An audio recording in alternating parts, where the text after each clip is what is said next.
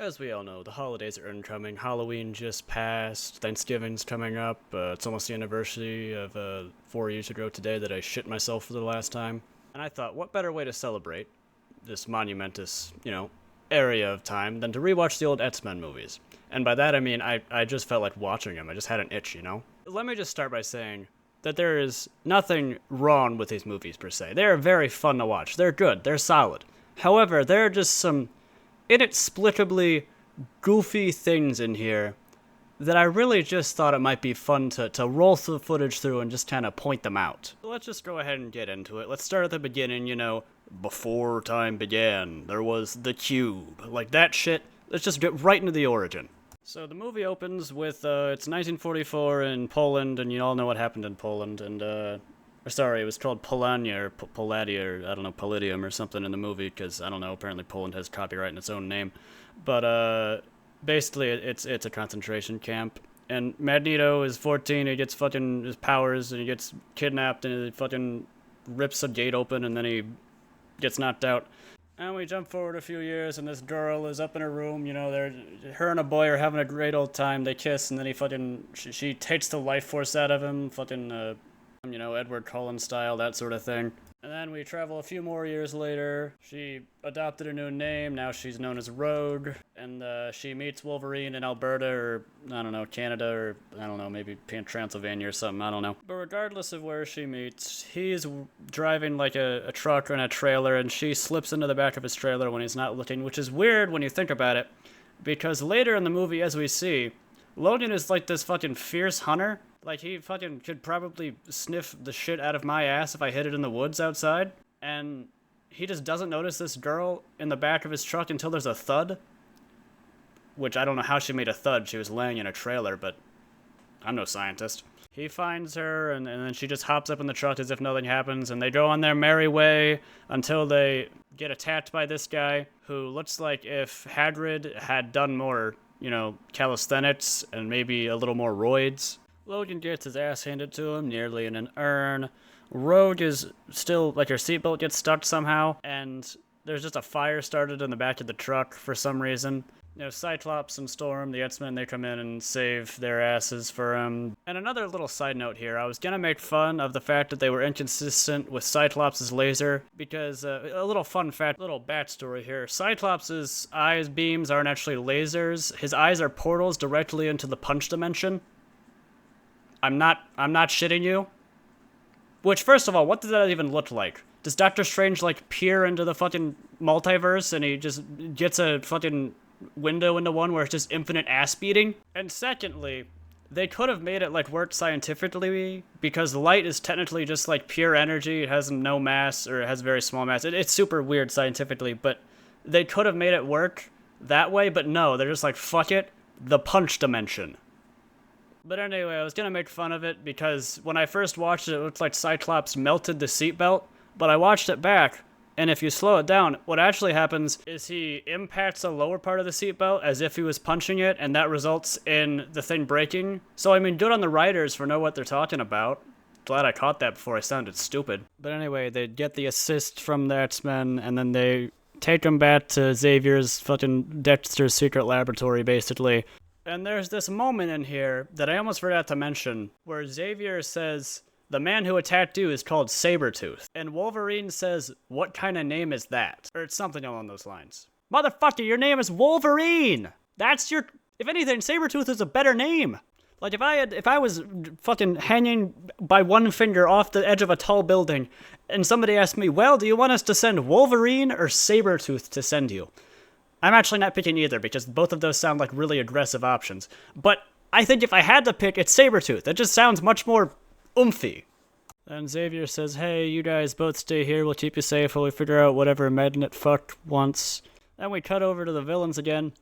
Sorry, I have a hair in my mouth. Is that a beard hair or a pubic hair? I guess I'll never know. And they use Mystique's, fucking metamorphosizing powers, and they kidnap a senator who wants to register mutants to the government, which, isn't that topical. And then they take him to their secret island, basically Total Drama Island. They subject him to a test, which is basically just Magneto putting his hands on a fucking pilot controls for a TIE fighter. But anyway, after he's done with that, they put him in a prison, and he finds out that he's basically been turned to Jello. He's basically just Luffy from One Piece. And then we get to what is, in my opinion, one of the goofiest scenes of the movie, which is Logan's having a nightmare, and Rogue just slips into his room, and she's trying to wake him up, and he just wakes up, is startled by her, and just stabs her. Which, there's two things that don't make sense about that. First of all, you know he's dangerous. She's already seen him, like, almost kill 2 people. And then she just goes in there, knowing he's having a nightmare, knowing he's freaking out, and doesn't expect anything bad to happen. Part 2, this guy's like a natural-born hunter. I'm amazed he didn't fucking wake up like a cat the second someone walked into the room. So, they're really inconsistent with that.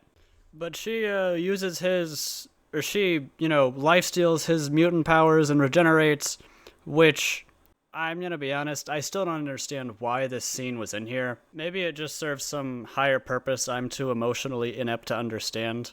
And then we come up with another issue / goof that I have with this movie. Everyone knows that Professor Xavier, is a fucking goat of mind reading, alright?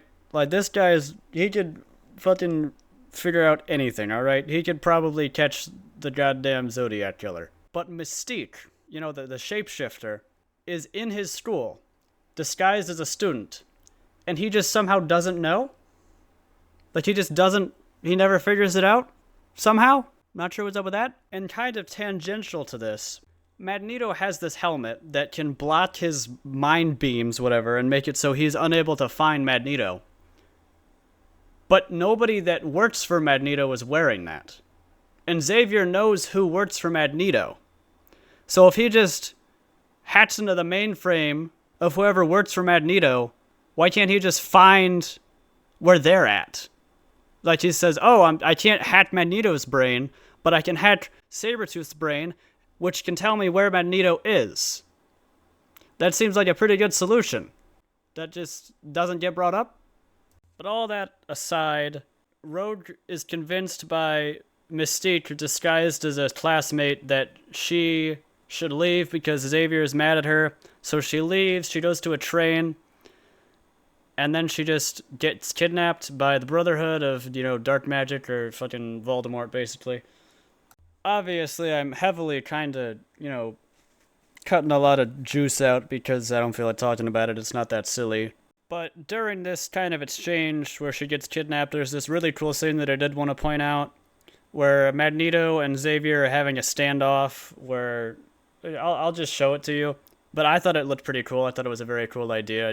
I did want to, appreciate something here, and not just make fun of the entire thing. And then they go back to the mansion, and the senator shows up, all jello-ified and shit, looking like someone put Gumby on low viscosity.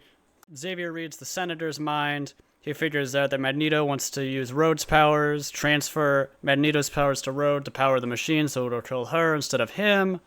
Xavier then goes to Cerebro, which has been sabotaged by Mystique. They put, pretty much green food coloring inside of Cerebro, which apparently that sends him into a coma, I guess. Senator is laying on the medbay table, and then he fucking basically Wicked Witch of the West, melt. The Xmen then learn that they're using, basically they want to attach the machine like a radar to the Statue of Liberty, and then because it's near the United Nations summit, they're going to use that to mutate all of the leaders of the world and kill them.